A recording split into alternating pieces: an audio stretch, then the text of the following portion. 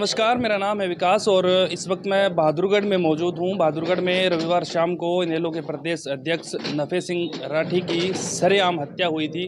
आज 6 दिन बीत गए हैं, लेकिन प्रशासन की तरफ से अभी तक कोई भी कड़ी सख्त कार्रवाई नहीं की गई है।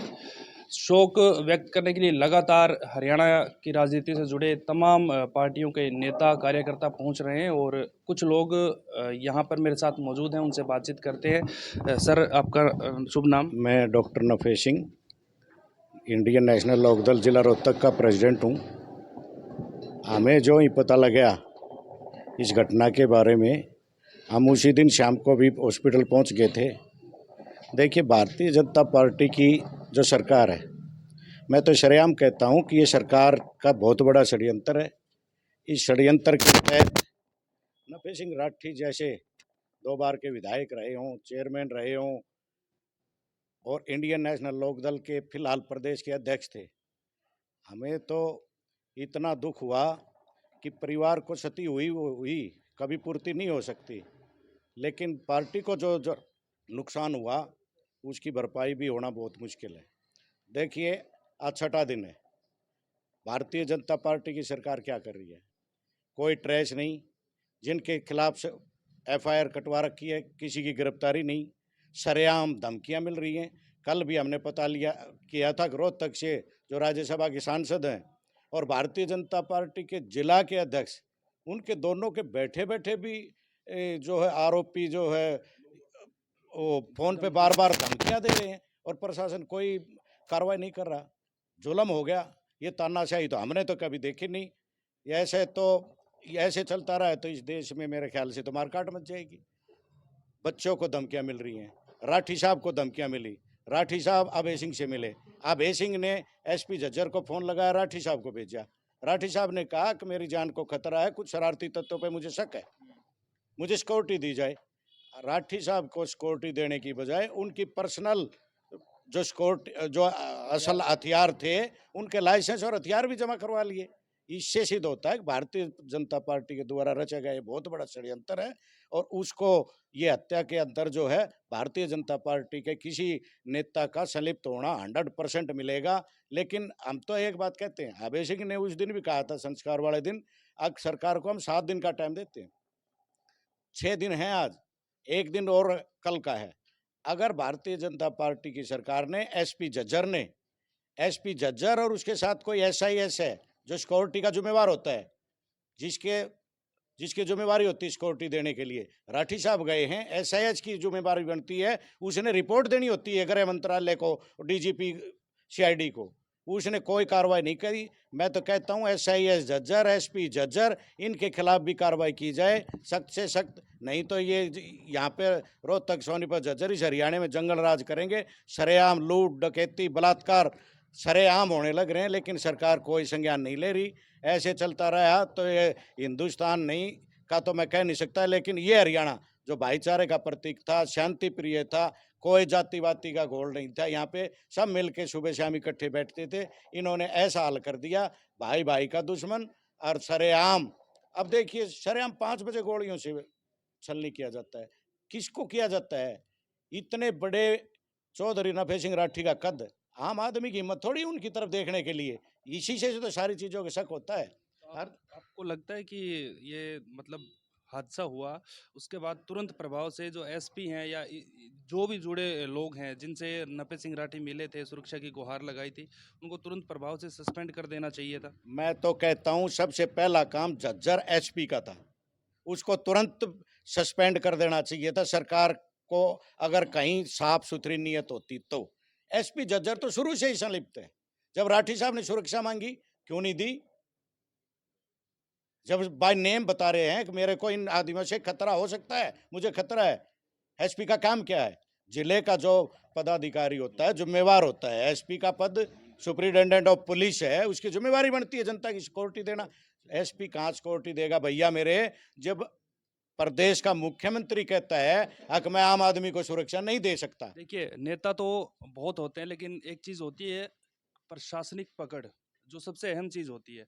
आपको लगता है कि प्रशासनिक पकड़ मनोहर लाल हो, अनिल विज हो या जो भी बड़े नेता हैं, उनकी प्रशासनिक पकड़ नहीं है, अधिकारी उनकी सुनते नहीं हैं और इस केस में भी शायद वैसा ही हुआ हो? सेम कहानी है ये। हरियाणा में आईएएस आईपीएस लॉबी तन की सक्रिय है, वो उनकी चलती है। और नहीं तो अनिल विज प्रदेश का गृह मंत्री है, पुलिस विभाग उसके पास है, सीबीआई जांच का आदेश देता है, अपने आप को गब्बर सिंह बताता है।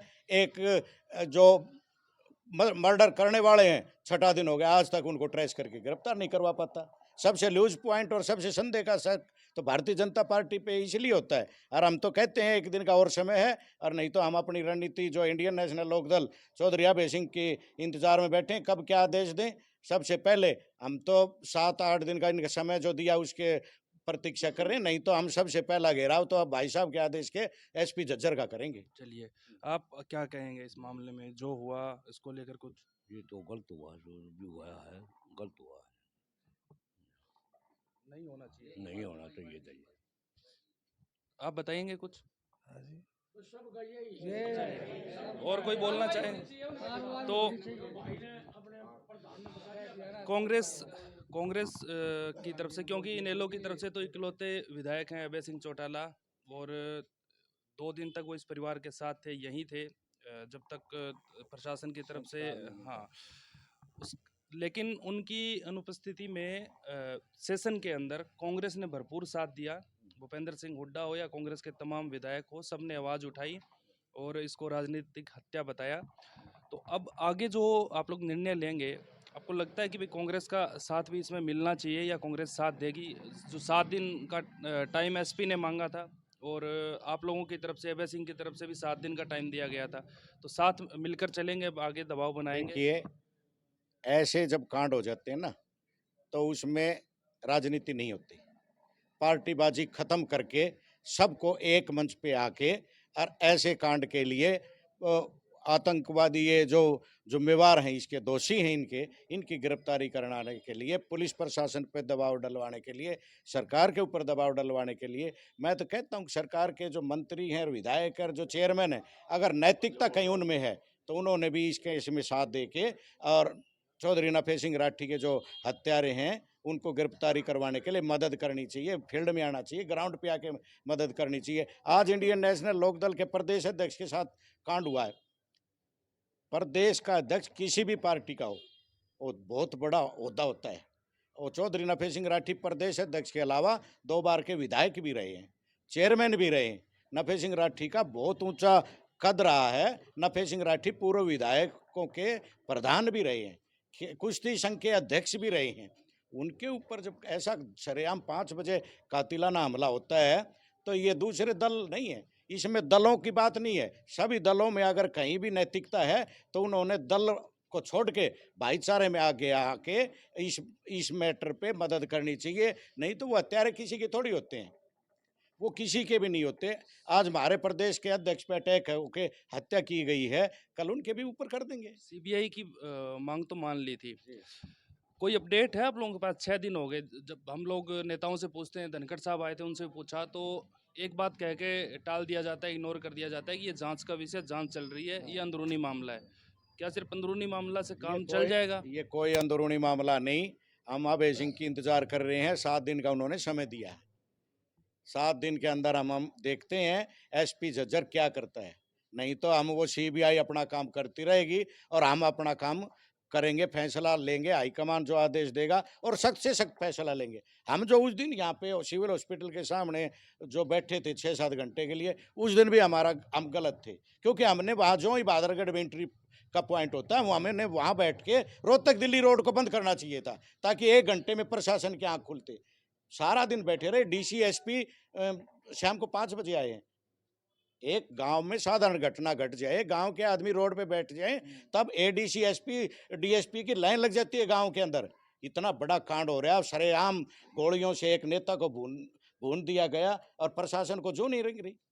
तो हम तो आपके माध्यम से ये कहते हैं कि 1 दिन का समय और है और हाईकमान की प्रतीक्षा में है।